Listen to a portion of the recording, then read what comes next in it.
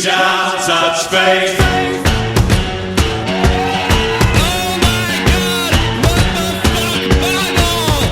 Welcome to a monthly podcast presenting a brand new, very, very loose translation of the entire goddamn Bible with me, David Tuckman. Each month, we're going to have a special guest who will try to read a chapter of my translation while I make sarcastic comments. Now, usually at this point, we get right into it. We'd introduce the guest, but this is the very first episode of this podcast. We're reading the first chapter of Genesis, or whatever we decide to call it. So I'm going to give a few words of explanation for what we're going to do tonight. That means that the actual translation is going to be shorter than normal, but I guarantee you later on it's going to be much, much longer than it is tonight. So usually when people translate the Bible, and what I mean when I say the Bible, everyone tends to think I mean the New Testament, and then they ask me what I'm translating it from, and we get very confused right off the bat. The Bible is the Old Testament, the Hebrew Bible, the old school version of the Bible where the entire world is created, the Jews are taken out of the land of Israel, and then there are a whole bunch of civil wars in Palestine for hundreds of years. And this Bible exists in a text that's very difficult to read because the Hebrew text is written with simple Hebrew characters, and Hebrew script has no vowels. Vowels in Hebrew are little dots and dashes that go above and below the letters and tell you how to read them, and will sometimes determine the definition of the word.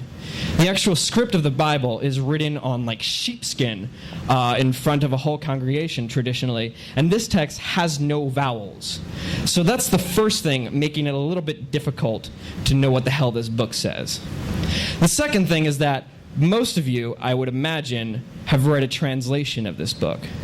And if you're reading a translation of this book, then when it was translated, the ideology of the translator got all wrapped up in what they're saying. If it's a religious translator, then it's going to be a very literal translation and will try to support their ideas. If it's an academic translator, then they will try to be as true as possible to the meaning of the words. And if it's somebody like me, I'm just going to try to make it fun and less boring. I want to be clear, though, I am an atheist. I don't believe in God, so that is part and parcel where I'm coming from in this translation. I wanted to tell you a little bit about how I did this, because I think that's important to understanding what it is we're going to do. And by the way, it's going to be a lot funnier very soon, I promise you.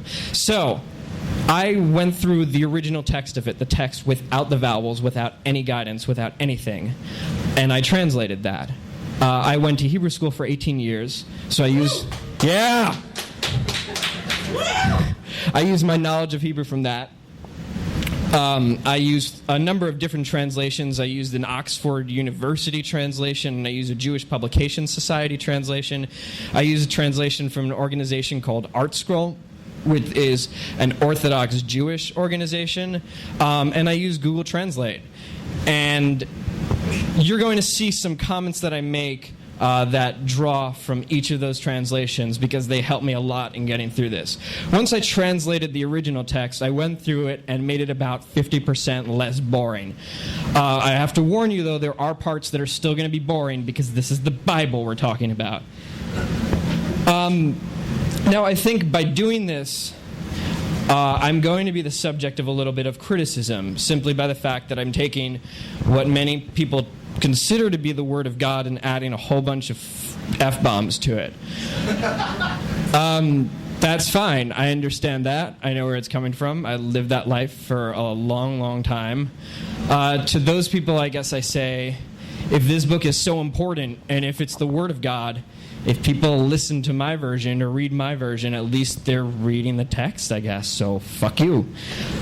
And that's it. I think, does anybody have any questions that they want to ask me before I get into this thing? Oh, cool. All right. So, each month, as I said, we're going to have a guest who's going to read the actual translation of this thing while I sort of mock it. This first guest is a very, very old friend of mine. We've had our own very different journeys through Judaism and through leaving very religious Judaism, I guess. I don't know if I just outed him or not. Is that okay? Yeah. Okay. He was once studying to be a rabbi, and he has spent... Yeah! Rabbing it! He, by his own admission, has spent more time studying the Bible than is a healthy human being should. He's written for a number of Jewish publications. Can I name them? Sure. He's written for the Jewish Week. He's written for Tablet. He's written for Huffington Post. Sure, everyone. I mean, if I say something in the media, then it's Jewish. Please welcome Joe Winkler. Yeah! Now, Joe. Yeah. Get to your mic. There you go. You got Yeah. it? Okay, good. I have some questions for you before we get into this. Can I just say like one quick word of introduction? Of course, go ahead. Whoa. Yeah, careful. Okay, I would have the privilege to work with David on some of this, and often when you work on something so much and then you present it to someone, especially something that's kind of beautiful and lucid like this, you don't see the work that goes into it. It takes a shitload of work. David put in really so much effort for every little detail. It's really well thought out. I have read a lot. And as funny as it really is, there's a lot of beauty here that other translations don't capture. So I just wanted to give that overview at the same time that David is talking about how funny it is, and it is. So I just wanted to be able to say that before we start. Okay, yeah, David, shoot. Thank you so much, Joe. That's beautiful. Yeah. Awesome. Yeah, give it up. So, Joe, I want to know a little bit about your journey. Have you ever read the entire thing? I've actually read the entire thing. But like Tanakh, the Torah, the Nevi'im, and the Ketuvim? So I've actually read the entire thing, including the New Testament, as of this past year. I never read the New Testament. Yeah. Give it up. Woo! I've never read the New Testament before this year. There are a lot of parts of the Bible that are really kind of esoteric. Some of it's written in Aramaic, and some of it's very just poetic. There's a lot of parts missing. So some of the things I just kind of sped through. I definitely have much more of a knowledge of some things. And this was the first year that I actually took on the New Testament and kicked its ass. That's awesome. Yeah. I know we sound like a Bible study group all of a sudden, but that's cool. I mean, this is a really, really important book to society, and it doesn't seem like many people have actually read it, which is crazy. And that's part of why I'm doing this. Joe, another question for you. Shoot. What's your first memory of me? Oh, shit. Okay. I remember David and I went to Jew camp. Yeah, Morashah. And Morashah, which means inheritance of the Bible, which kind of works back in. That's what we're doing right now. So it's like Wet Hot American Summer, but without all the sex. So it's awful. No, Maybe for you. No. Liar. I didn't get it. So, yeah, it was a lot more secluded, a lot more time alone with, your sex. Boys' campus was away from girls' campus by like a mile and a half. And David and I were together starting probably from like 8th, 9th, we were 8, 9 years old. And David was eccentric, if I may say so. Is that okay? I mean, I have no memory of this, so sure. Oh, okay. So I could say whatever I want. David was always very fun and eccentric and kind of always doing very independent and adventurous. And so while everyone else was kind of towing the line, David was always doing his own thing, which I guess if you know David, then that's really not a shock in any way. And if you're listening on this podcast, then you don't know me, so right. Now you do, I guess. Now you would like to. You have some sort of website that I'm promoting. We'll get to that. We'll get to that. Okay. We'll get to that. I'm jumping ahead. I'm sorry. There's a very strict eager. schedule. Okay, I think that's it for this. Do you have any questions for me? No. But can I tell you a funny / serious story about the Bible? It'll be very quick. Yes, I was going to ask you. Afterwards. I was going to ask you if you had anything else you wanted to say about the Bible. So perfect. Okay. I don't know why this came up recently, but I read this story about this famous philosopher who's dead. He was an atheist. His name was Bertrand Russell, and the comparison is ridiculous. But when he was 12, he was very ensconced in thinking about like proofs for God. He grew up with somewhat of a religious background, and he really cared about it. And he tells this kind of like dorky story where he was once riding on his bike, and you could have to imagine like this British kid with like, what are the like shorts with here and like jumpers, yeah. So like this really dorky kid riding his bike with a basket, and he talks about how like one time it suddenly hit him that the ontological proof for God wasn't true, and he just like toppled over on his bike. Which I was like, okay. He didn't really have many paths in life that he could possibly go down. But so for me, I didn't have a very similar story. It wasn't as earth-shattering. I wasn't thinking any lofty thoughts. But in Marashah, we had this one time allotted a week where you were supposed to talk to the opposite sex. In Hebrew, it's called Piggy Shah, which means meeting. And I was always terrified of it. It was just like thousands of people. I used to just sit on a rock by myself. I used to try to walk around, make it look like I was going from conversation to conversation. I did that too. That was it's a good move, strategy. right? Yeah, that was perfect. So, or like I had my older siblings were there, so I would be like, oh, hey, or just like, So I got very good at it. Your sister once talked to me because she felt sad for me. I don't know what to say about that. So I was walking back.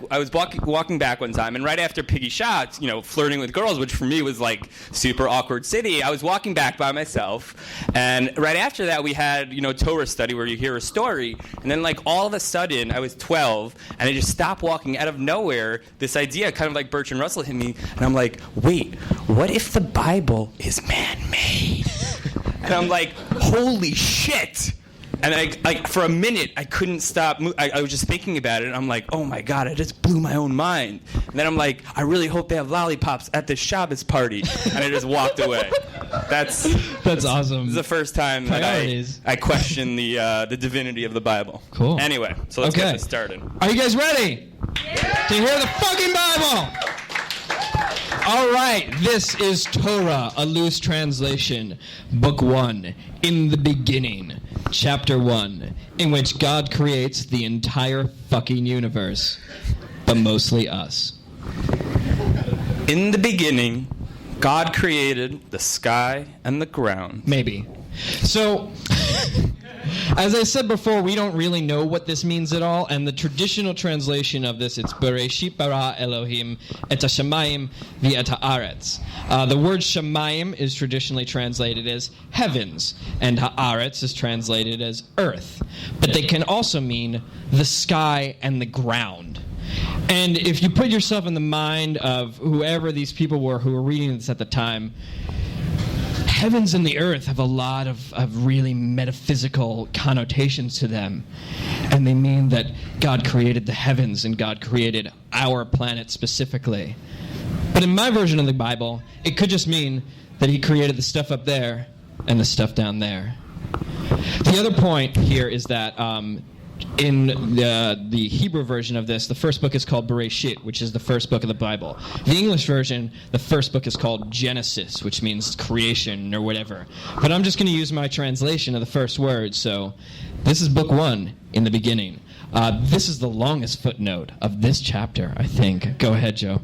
Just one comment on that. It's sort of apropos that even before we get to the second verse, David has considerably more to say than the first verse. Because as much as the Bible has been a book that's been read, it's been a book that's been commented on. And David, as heretical as he likes to make him seem, is really going in line with a lot of the rabbinic commentaries on this one. Anyway, so just to catch you up, in the beginning, God created the sky and the ground. Now the land was all sorts of crazy, unformed chaos, with total darkness plumbing the depths of it all. A godly wind swept across the face of the seas. There shall be light, God said, and there was light. God saw that the light was pretty cool, so he prepared the light from the darkness. Now, this is totally crazy because you have to imagine there's just light, and then there's light, and there's darkness, and there's nothing else, and the only thing is the light and the darkness existing at the same time in everywhere, and my head hurts. He liked the light so much, he called it day. God literally called it a day. The darkness he called night. Evening came, followed by morning, and the first day had passed. God declared that there should be a space of some sort within the water. So he separated the water into 2 parts, with a space in between, and called that space sky. So this is really confusing, I think. At this point, there's some light floating around, there's some darkness somewhere else, and then there's sort of a water sandwich with 2 oceans as the bread, and the sky, which is really just a word that we use that makes sense in context as the middle of the sandwich. I don't fucking know. Evening came, then morning, day 2. Move the water under the sky over a little, God said. I want to see what's underneath it. Ooh, I'm going to call that stuff land. And the water, I'm going to call that the seas. Yeah, that's good. Now, let's see some stuff. Literally what it says. Now, let's see some stuff sprout on the land. I want to plants that have seeds and fruit trees that grow fruit with seeds inside of the fruit. No skimping on the seeds. Everything's got to have seeds. The land sprung forth plants with seeds and fruit trees that grow fruit with seeds inside of the fruit. God said that it was good. Of course he said that it was good. It was word for word what he asked for. Evening, morning, day 3. The sky's looking kind of empty, God said. Let's get some lights up in there so people know when it's day and when it's night. By the way, I just invented the concept of day and night, God said. Isn't that awesome? The people can also use them for days and years and stuff. Okay, God is just a serious control freak because he hasn't even invented people yet, and he's already decided how we're going to tell time. These lights will also shine down on earth. God made 2 big lights. He gave the larger light the day shift, and the night shift to the smaller light and the stars. Finished, he tossed the lights into the sky to shine in the day and the night and to separate light from darkness. He saw that it was good. Evening came, then morning, day 4. God said the oceans should swarm with living things, and that birds should be all birdie and fly in the sky above the land. And God created giant sea monsters. Yes, sea monsters. And all the creepy, crawly things, and all the bird with wings. Yes, it says bird with wings, too, just so that you're absolutely sure what kind of birds they are. But going back to the sea monsters thing, it actually says sea monsters in it. That's a legitimate translation. A lot of people think that this really means whales because people didn't know anything about marine biology at the time that it was written. But then some people think that this was when God created, because it says sea monsters, the whale that swallowed Jonah and the whale that swallowed Pinocchio's father. Wait. And also Moby Dick. Yes. A whale swallowed Pinocchio's father? Yes! Fucking A. I know. Okay. So bird with wings, and he saw that it was good. All this stuff was so good that God blessed them and told them to be fruitful and multiply, to fill the waters of the seas and the birds to increase upon the land. Evening, morning, day 5. Ground, it's your turn, God said. Bring forth as many living things as you can. Wild animals, cattle, things that hang out underground. I don't care. Just go crazy. By the way, I'm pretty sure God is just talking to himself this whole time. And it was so. God made all these types of animals and saw that everything he'd done was good. Then God went a little too far. I know. Let's make people, he said, in our image, and they'll rule over everything else I've made. This idea totally won't backfire. And God made people in his image, male and female. Thus proving Jamie Lee Curtis impossible. God blessed them too, telling them to be fruitful and multiply and to be the ruler of all the fish in the sea, the birds in the sky, and everything that walks on land. Okay, here's the deal, God said to the people. See all the stuff I created? The plant with seeds, the trees with fruits that have seeds in them. Awesome idea, I know. The fish, the birds, the animals, all of that, you can eat it. All of it. Go crazy. So the people did. You hear that, vegetarians? This is awesome, God said. It was evening, it was dawn, day 6. God had finally finished creating the entire universe. So on the 7th day, he took a break from his work. He blessed and consecrated the 7th day because it was a sabbatical from the work of creating the world. Even God took a day off. Remember that the next time your boss asks you to work the weekend. And that's the way the heavens and earth were created. And that's it for chapter 1. We're just about out of time. So again, I want to thank you all so much for coming out here. I hope you enjoyed this. As I said, this is episode 1 of a podcast, so if you like this show, please review us on iTunes. You can follow us on Twitter at OMGWTFBIBLE, on Tumblr at thesamething.tumblr.com. We have a Facebook page that you can like. Joe, is there anything that you want to talk about that you're doing? That I'm specifically doing? Yeah, that you're doing. Wow, put me on the spot here. Yes, it did. We're going to watch the debate tomorrow.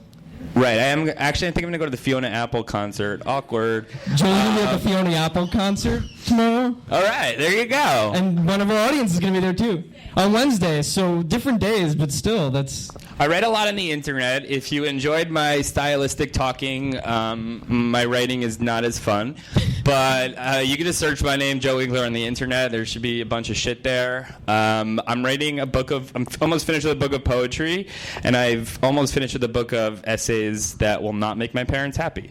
Joe Winkler! Thank you. So thank you so much.